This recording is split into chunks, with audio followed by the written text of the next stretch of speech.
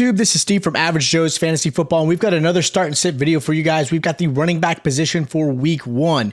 Again, most of these are going to be based off of PPR, maybe half PPR. Standard might change some of these, I would say, start sits for you guys. But again, this is based off of PPR and half PPR. So we're going to go right into this. If you guys have not already, make sure you check out our other start and sit videos, like our quarterback, tight end, and receiving position as well. And of course, if you guys are new to the channel, don't forget to hit that subscribe button and that like button as well while you're here. So these are your obvious running backs that I believe you should be starting no matter the situation, whether it be a matchup or anything else. You've got some big names like Jonathan Taylor, obviously Christian McCaffrey, Dalvin Cook. So these are guys you should be starting this week without a doubt. Now, my first running back that I have as a good start this week is going to be Javonte Williams. Javonte Williams is going against the Seattle Seahawks. And last year, Seattle Seahawks allowed 29.1 points to the running back position, which was 31st in the NFL. I don't see a huge improvement, especially losing a linebacker like Bobby Wagner in this offseason. So this is where I believe it's going to happen. This team is going to be up big against Seattle. Seattle doesn't have the offensive power that they once had with Russell Wilson. Russell Wilson will obviously be wanting to score and be very successful against his former team, which means they're going to be up big, allowing Javonte to run the ball. You do have Melvin Gordon still there, and he is a little hampered up, but he is expected to play. So do see him getting probably about 30 to maybe 40% of the shares. I see Javonte getting a lot of that. Next guy I have as a good start, it's going to be A.J. Dillon.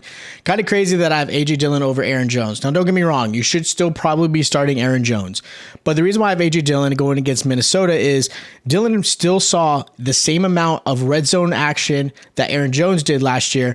But on top of that, being that this offense is going to be one of those teams that is still trying to figure itself out. Lazard may not play. There's a lot of receiver injuries. Christian Watson's not playing. So Aaron Rodgers is going to be relying on Aaron Jones and A.J. Dillon.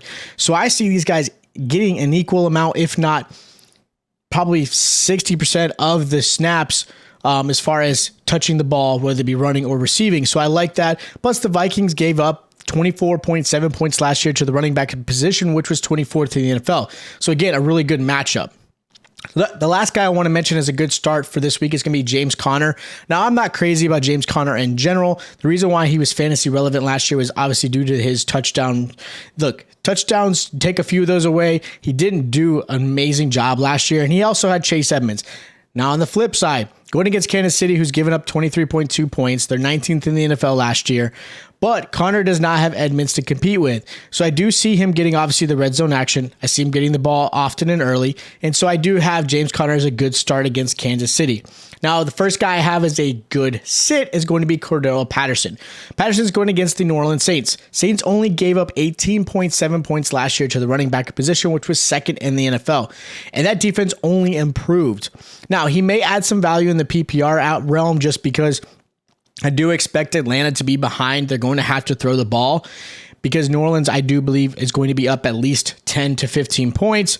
But Patterson is expected to be used less as a traditional running back like he was last year.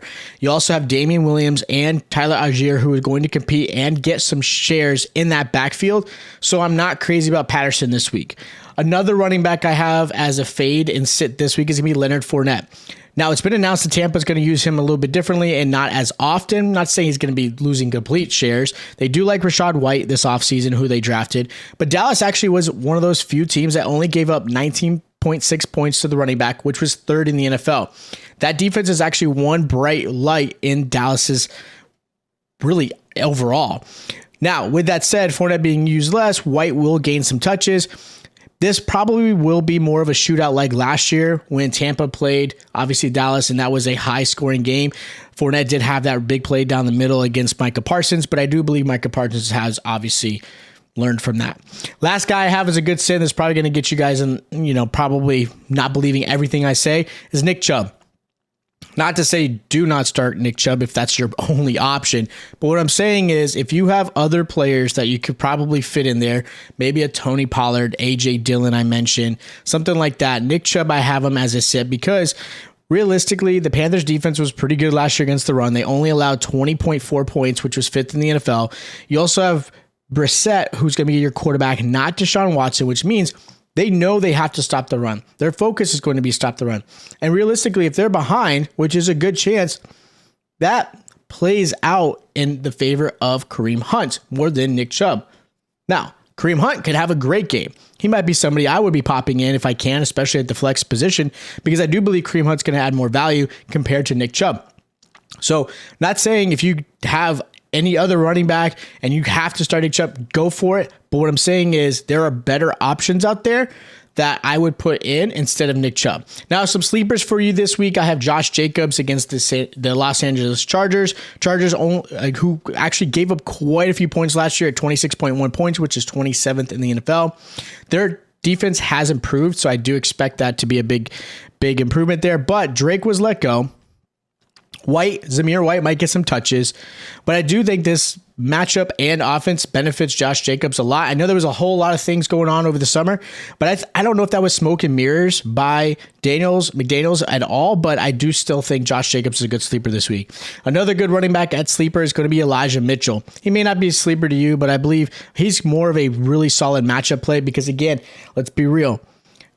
Mitchell was the RB1 last year, but it's never been 2 years in a row that they've been the same RB1 in the Shanahan offense. I do think he's going to break that, but they're going to get Chicago Bears, who have allowed 22.2 points last year, which was 16th in the NFL.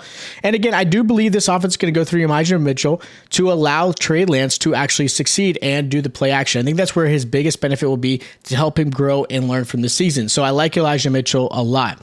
If you guys did enjoy the content, or if there's other running backs you have questions about starting or sitting, or you just think my lineup of starts and sits were horrible, please let us know in the comments down below. Of course, you can follow us on Twitter and Instagram. We'll always be able to help you guys there as well. Again, the season is upon us. Make sure you check out our other start and sit videos as well to make sure you guys are ready for week 1. Again, if you guys are new to the channel, make sure you hit that subscribe button and that notification bell is on. That way you guys are notified every time we drop a video just like this. And of course, if you enjoyed the content, make sure you hit the like button. It is greatly appreciated. Again, check out the other videos, and I'll check you guys out next time.